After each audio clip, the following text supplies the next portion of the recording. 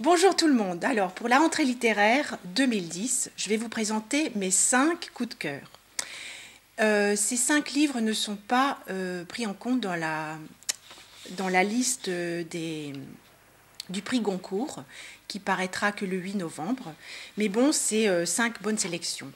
Je vous les conseille. Donc nous avons Amélie Nothomb, que tout le monde connaît, avec son nouveau roman et 19e roman qui s'intitule Une forme de vie.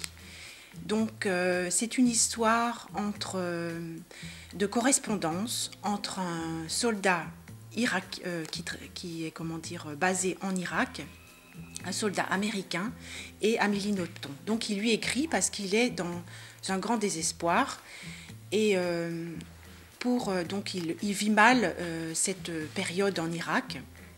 Et donc pour se révolter contre la société, il commence à manger et il devient gros.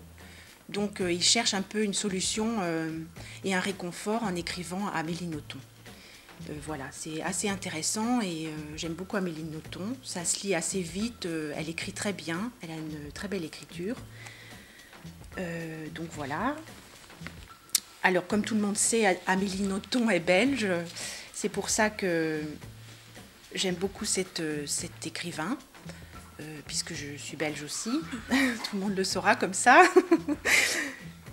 Donc elle a vécu beaucoup longtemps dans divers pays, notamment au Japon. C'est là qu'elle a écrit le fameux livre Stupeur et tremblement, très beau livre aussi qu'il faudrait lire. Et elle est revenue en Belgique seulement à l'âge de 17 ans. Voilà. Après, je vous présente un autre livre qui a déjà reçu le prix FNAC 2010.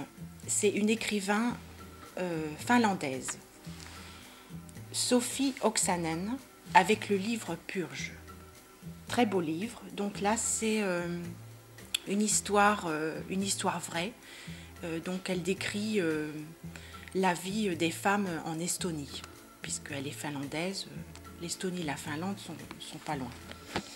Donc, c'est un livre vraiment à lire d'urgence. Voilà, donc c'est l'histoire d'une vieille dame aussi qui récupère, disons, une jeune dame un peu esseulée et perdue. Et donc, c'est leur histoire qui va s'entremêler. Il y a du suspense. Et il y a surtout l'histoire du pays aussi qui est bien racontée, avec des dates. On comprend bien ce que c'est la vie dans ces pays-là. Ici, c'est Jim Harrison, avec son nouveau livre « Les Jeux de la nuit ». Donc, Jim Harrison est très connu.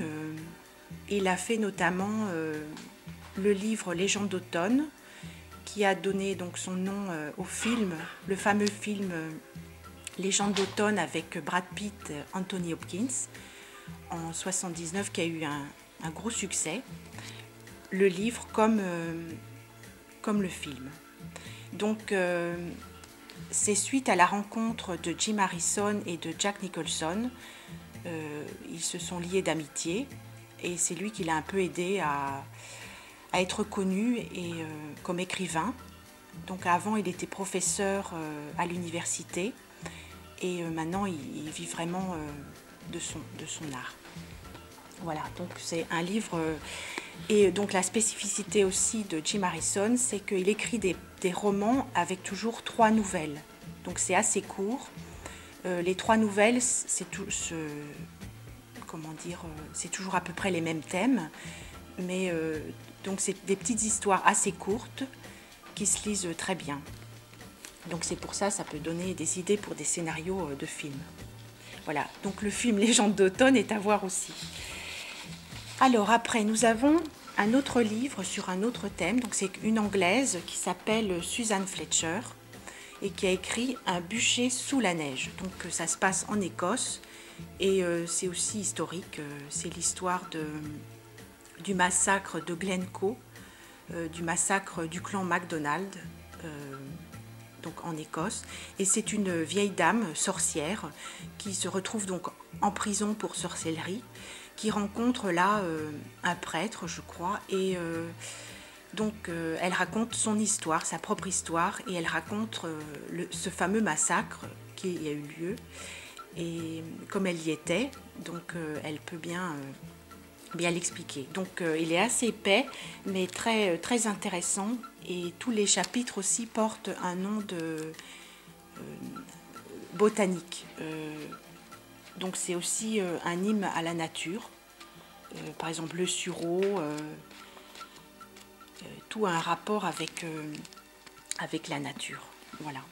C'est un très beau livre, surtout ceux qui aiment l'Écosse, qui est un très beau pays, très sauvage.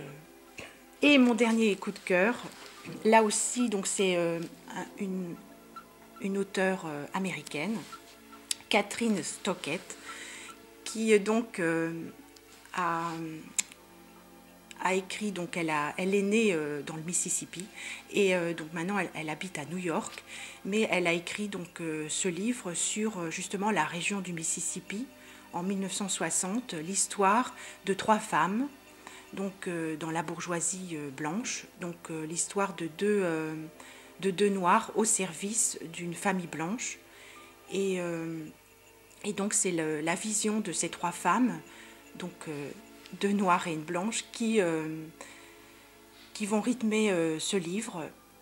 Donc c'est très bien aussi, surtout si vous connaissez un petit peu les États-Unis et puis cette région-là, le Mississippi, avec le Ku Klux Klan, etc.